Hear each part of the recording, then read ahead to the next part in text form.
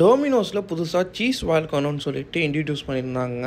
ஆட்லலாம் பார்க்குறப்போ வேறு லெவலில் இருந்துச்சு.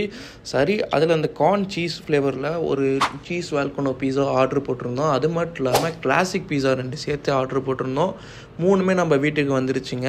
சரி, பிரித்து பார்க்கலான்னு சொல்லிட்டு ஆவலாக பிரித்தா இதுதாங்க அந்த பீஸா.